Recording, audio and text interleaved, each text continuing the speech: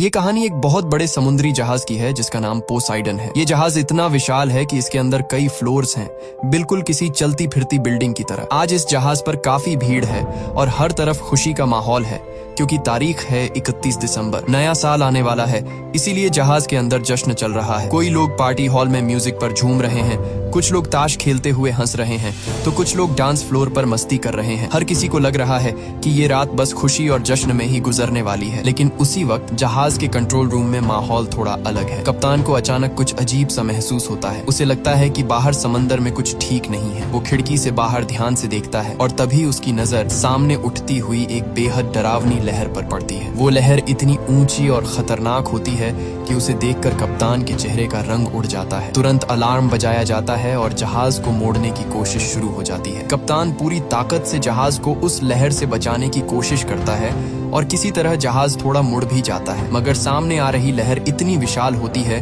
कि कुछ पल पहले तक जिसके पीछे चांद साफ दिखाई दे रहा था, अब वही चांद उस लहर के पीछे पूरी तरह गायब हो जाता है। ऐसा लग रहा था जैसे समंदर खुद एक दीवार बनकर जहाज की तरफ बढ़ रहा हो। और फिर अगले ही पल वो विशाल लहर पूरे जोर से जहाज से टकरा जाती है। टक्कर इतनी खतरनाक होती है कि इतना बड़ा और भारी जहाज भी उसका दबाव सह नहीं पाता। देखते ही देखते पूरा जहाज उल्टा हो जाता है। जो हिस्सा ऊपर था वो नीचे चला जाता है और जो नीचे था वो ऊपर आ जाता है। कंट्रोल रूम में मौजूद सभी कप्तान और ऑफिसर्स उस भयानक हादसे में अपनी जान गंवा देते हैं। अब जहाज के बड़े हॉल में जहां सबसे ज्यादा लोग जमा थे, हर तरफ अफरा तफरी मच चुकी होती है। लोग डर से चिल्ला रहे होते हैं। किसी को समझ नहीं आ रहा कि आखिर अभी हुआ क्या है। तभी एक ऑफिसर सबको संभालने की कोशिश करता है। वो लोगों को बताता है कि उसके पास एक अच्छी खबर भी है और एक बुरी खबर भी। बुरी खबर ये है कि जहाज अब उल्टा हो चुका है और हालत बहुत खतरनाक है। लेकिन अच्छी खबर ये है कि लहर टकराने से कुछ मिनट पहले ही कंट्रोल रूम से रेस्क्यू टीम को मैसेज भेज दिया गया था, यानी मदद रास्ते में है। हेलीकॉप्टर जल्द ही यहाँ पहुंच सकते हैं, इसीलिए घबराने की जरूरत नहीं है। ऑफिसर की ये बात सुनकर कुछ लोगों को थोड़ी उम्मीद मिलती है, लेकिन उसी भीड़ में एक आदमी चुपचाप खड़ा होता है जो सामने पड़े एक मरे हुए ऑफिसर के पास झुककर उसके पास से जरूरी सामान निकालने लगता है, क्योंकि उसे पता है कि अब असली लड़ाई शुरू होने वाली है। उसी समय एक छोटा सा बच्चा उसके पास आ जाता है और हैरानी से पूछता है, आप क्या कर रहे हैं? उस आदमी का नाम डिलन होता है। वो शांत अंदाज में कहता है कि वो यहाँ से बाहर निकलने की तैयारी कर रहा है। बच्चा हैरान होकर कहता है कि यहाँ से निकलना मुमकिन ही नहीं है, लेकिन डिलन पहले उस बच्चे की माँ से मिल चुका होता है, इसलिए वो उसे पहचानता है। थोड़ी ही देर में बच्चे की माँ भी वहाँ आ जाती है। वो डिलन से पूछती है, आपने मेरे बेटे से क्या कहा? क्या सच में यहाँ से निकलने का कोई रास्ता है? डिलन बिना घबराए कहता है कि हाँ, उसे एक रास्ते के बारे में पता है, लेकिन बच्चे की माँ तुरंत मना करती है और कहती है कि ऐसा नहीं हो सकता। इस हालत में कोई भी इस जहाज से बाहर नहीं जा सकता। इतने में वहाँ दो और लोग आ जाते हैं। एक आदमी रॉबर्ट होता है और दूसरा एक बुजुर्ग शख्स। वो बुजुर्ग आदमी खुद को आर्किटेक्ट बताता है, यानी वो इमारतों और बड़े ढांचों का डिजाइन बनाने में माहिर है। वो चारों तरफ देखकर समझ जाता है कि हालात बहुत खराब हैं। अगर जहाज इसी तरह टूटता गया तो अंदर फंसे ज्यादातर लोग शायद जिंदा नहीं बच पाएंगे। तभी रॉबर्ट डिलन की तरफ मुड़कर पूछता है कि क्या उसे डिस्को हॉल का रास्ता पता है? डिलन कहता है कि हाँ, डिस्को ऊपर की तरफ है, मगर वो हैरान होकर पूछता है कि ऐसी हालत में कोई डिस्को क्यों जाना चाहेगा? तब रॉबर्ट बताता है कि उसका एक दोस्त वहाँ फंसा हुआ है। वो पहले उसे ढूंढेगा और फिर सब लोग मिलकर यहाँ से निकलने की कोशिश करेंगे। डिलन ये सुनकर साफ मना कर देता है। वो कहता है कि वो हमेशा अकेले काम करता है और किसी को साथ लेकर चलने का उसका इरादा नहीं है। लेकिन रॉबर्ट हार मानने वालों में से नहीं होता। वो डिलन से कहता है, ठीक है, अगर साथ नहीं चलना चाहते तो कम से कम ये बता दो कि ऊपर जाने का सबसे छोटा रास्ता कौन सा है, क्योंकि अब हर सेकंड की कीमत है। वो आदमी फिर इशारों में उन्हें रास्ता समझाने लगता है। तभी रॉबर्ट उससे कहता है, तुम जितना एक साल में कमाते हो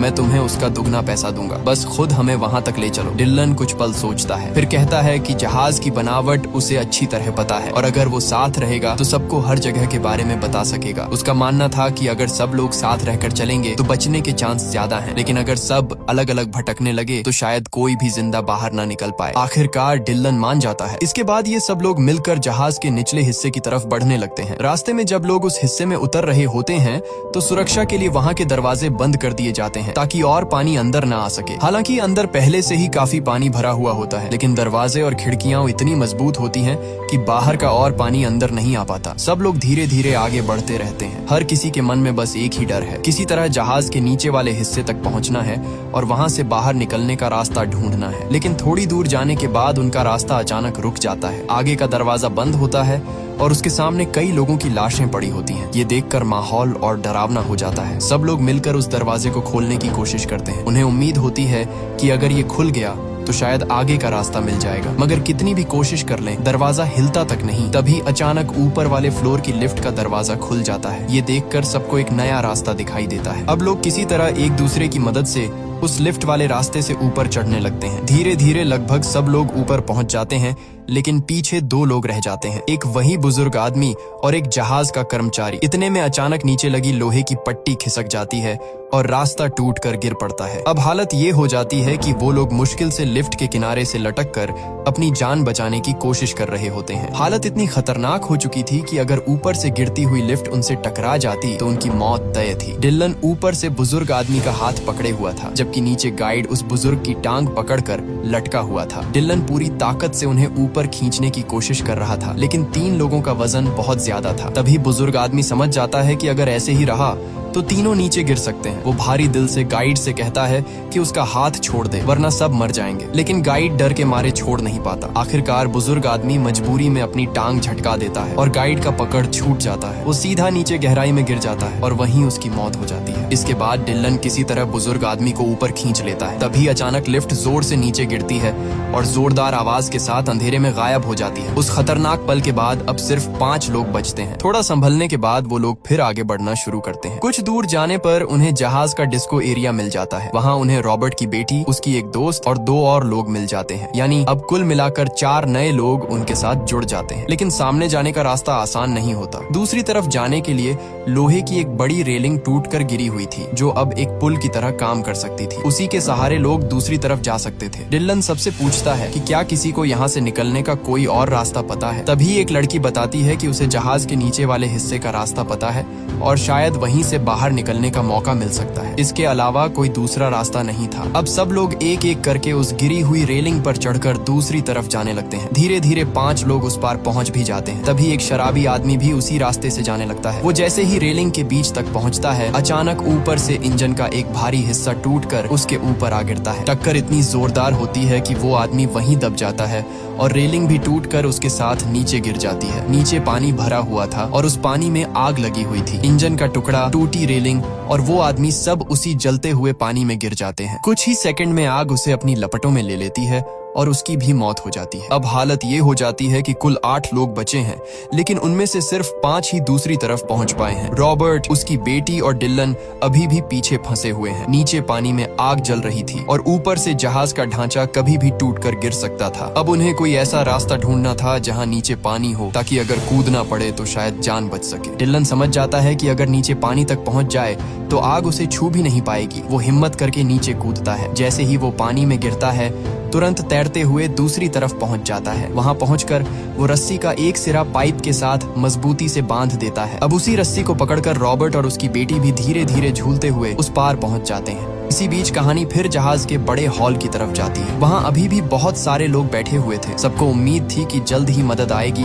और हेलीकॉप्टर उन्हें बचा लेंगे, लेकिन हालात हर पल खराब होते जा रहे थे। समंदर का दबाव इतना बढ़ चुका था कि वहाँ लगे मोटे और मजबूत शीशे भी धीरे धीरे टूटने लगे और फिर अचानक एक शीशा टूट जाता है। अगले ही पल समंदर का पानी तेज दबाव के साथ अंदर घुस आता है।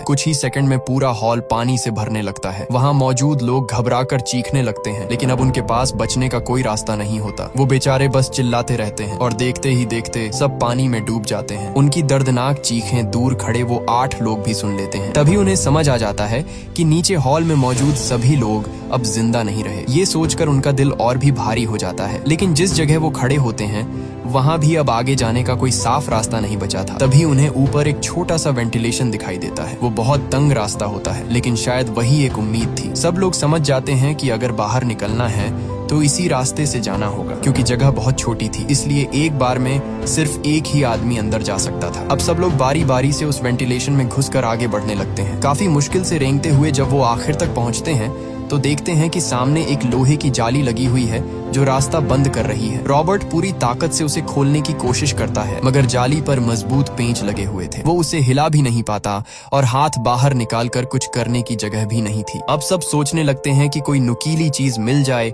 जिससे उन पेंचों को खोला जा सके। तभी उनके साथ मौजूद एक लड़की जो बिना टिकट जहाज में छुप कर आई थी, चुपचाप अपने गले से क्रॉस वाला छोटा सा लॉकेट उतारती है और रॉबर्ट को दे देती है। वो कहती है कि शायद इसकी नुकीली किनारी से पेंच ढीले हो जाए और शायद यही छोटी सी चीज उनकी जान बचाने का रास्ता बन जाए। सबसे नीचे डिल्लन था, इसलिए पानी सबसे पहले उसी तक पहुंच रहा था। धीरे धीरे पानी बढ़ता गया और वो लगभग पूरी तरह उसमें डूबने लगा। अब हालत ऐसी हो गई थी कि बस कुछ ही सेकंड में उसकी सांस टूट सकती थी। तभी अचानक किस्मत से सामने लगी जाली ढीली पड़ जाती है और खुल जाती है। जैसे ही रास्ता खुलता है सब लोग जल्दी जल्दी बाहर निकल आते हैं। इसी वजह से आखिरी पल में डिल्लन की जान भी बच जाती है। लेकिन बाहर निकलते ही उन्हें एहसास होता है कि मुश्किलें अभी खत्म नहीं हुई हैं। आगे बढ़ने पर उन्हें एक बड़ा टैंक दिखाई देता है। नीचे जाना मुमकिन नहीं था क्योंकि वहाँ से तेजी से पानी अंदर आ रहा था। आगे का रास्ता भी बंद था। असल में वहाँ से निकलने का सिर्फ एक ही तरीका था, एक छोटा सा रास्ता जो तब तक नहीं खुलता जब तक पूरा टैंक पानी से भर न जाए। मतलब अगर उन्हें आगे जाना है तो इस टैंक को जानबूझकर पानी से भरना पड़ेगा। जैसे ही टैंक पूरा भर जाएगा, दबाव की वजह से छोटा दरवाजा खुल जाएगा और पानी दूसरे टैंक में चला जाएगा। लेकिन समस्या ये थी कि टैंक भरने तक सबकी सांसें रुक सकती थीं। ये सुनकर सबके चेहरों पर डर साफ दिखाई देने लगता है। कोई पूछता है कि अगर बीच में सांस टूट गई तो क्या होगा। डिल्लन गुस्से और घबराहट में कहता है कि उसे नहीं पता, लेकिन इसके अलावा उनके पास कोई और रास्ता भी नहीं है। आखिरकार रॉबर्ट और डिल्लन फैसला करते हैं कि यही रिस्क लेना पड़ेगा। वो टैंक को पानी से भरने देते हैं। कुछ ही पल में पानी तेजी से ऊपर चढ़ने लगता है और सब लोग अपनी सांस रोककर इंतजार करते हैं। माहौल इतना खामोश और डरावना हो जाता है कि हर सेकंड एक साल जैसा लगने लगता है। फिर अचानक जोरदार आवाज के साथ वो छोटा दरवाजा खुल जाता है। पानी के तेज दबाव के साथ सब लोग बहते हुए दूसरे टैंक में पहुंच जाते हैं। किसी तरह वो इस हिस्से से तो बच निकलते हैं, लेकिन खतरा अभी भी खत्म नहीं हुआ था। अब जब वो आगे बढ़ रहे होते हैं तो सबसे पीछे वही लड़की होती है जो काफी समय से चुपके से इस जहाज में रह रही थी। जैसे ही वो आगे बढ़ने लगती है, अचानक उसके कपड़े एक तार में फंस जाते हैं और वो वहीं अटक जाती है। पानी लगातार बढ़ रहा था और वो निकल नहीं पा रही थी। बुजुर्ग आदमी तुरंत उसकी मदद के लिए आता है और किसी तरह उसे छुड़ाकर ऊपर खींच लेता है। मगर यहाँ भी पानी तेजी से भर रहा था। चारों तरफ लाशें पानी पर तैर रही थीं और दबाव हर पल बढ़ता जा रहा था। ये सब देखकर डिल्लन का चेहरा बिल्कुल उदास और टूटा हुआ लगने लगता है। उसकी हालत देखकर बच्चे की माँ उससे पूछती है, क्या हुआ डिल्लन? अब उसके चेहरे पर ऐसा भाव था जैसे उसे आगे आने वाली किसी बड़ी सच्चाई का अंदाजा हो चुका हो। बच्चे की माँ डिल्लन से पूछती है कि वो इतना निराश क्यों लग रहा है। डिल्लन धीमी आवाज में कहता है कि अब उन्हें किसी ऊंची जगह पर जाना चाहिए, लेकिन अफसोस की बात ये थी कि वहाँ से ऊपर जाने का कोई साफ रास्ता ही नहीं बचा था। ये सुनकर सबका हौसला टूटने लगता है। रॉबर्ट उदास होकर डिल्लन से कहता है कि उसने सबकी जान बचाने के लिए बहुत कोशिश की और इसके लिए वो उसका शुक्रगुजार है। लेकिन कभी कभी इंसान सब कुछ करने के बाद भी हालात को नहीं बदल सकता, क्योंकि हर चीज हमारे बस में नहीं होती। तभी अचानक जहाज के इंजन रूम की तरफ एक जोरदार धमाका होता है। धमाके की वजह से जो पानी उस हिस्से में जमा हो गया था वो तेजी से बाहर निकलने लगता है। जैसे ही पानी नीचे जाता है वो रास्ता भी खाली हो जाता है जहां से उन्हें आगे बढ़ना था। एक पल के लिए सबको उम्मीद की किरण दिखाई देती है, लेकिन जैसे ही वो लोग आगे बढ़ते हैं सामने एक और बड़ी मुश्किल खड़ी होती है। वहाँ एक विशाल पंखा घूम रहा होता है। समस्या ये थी कि वो पंखा सीधा नहीं बल्कि उल्टी दिशा में घूम रहा था और हवा का तेज दबाव उनकी तरफ आ रहा था। इसका मतलब था कि अगर वो उसकी तरफ कुछ फेंकते भी तो वो चीज पंखे तक पहुंचने के बजाय वापस उनकी तरफ ही आ जाती। फिर भी रॉबर्ट वहां जाने के लिए तैयार हो जाता है ताकि किसी तरह उस पंखे को बंद कर सके। ये देखकर उसकी बेटी का दोस्त तुरंत आगे आता है और कहता है कि उन्हें ऐसा नहीं करना चाहिए। वो कहता है कि रॉबर्ट को अपनी बेटी के साथ रहना चाहिए और वो खुद जाकर पंखों को बंद करने की कोशिश करेगा। लेकिन रॉबर्ट अपनी बेटी को रोता हुआ देखकर फैसला कर लेता है। वो पानी में कूद जाता है और तैरते हुए कंट्रोल रूम की तरफ बढ़ने लगता है जहाँ से उन पंखों को रोका जा सकता था। इसी दौरान पता चलता है कि डिल्लन वहाँ नहीं है। असल में वो छोटा बच्चा तेज बहते पानी में बह गया था। डिल्लन और उसकी माँ उसे ढूंढने की कोशिश कर रहे थे, मगर हालात यहाँ भी खराब होते जा रहे थे क्योंकि पानी लगातार बढ़ रहा था। अगर जल्द ही पंखे बंद नहीं हुए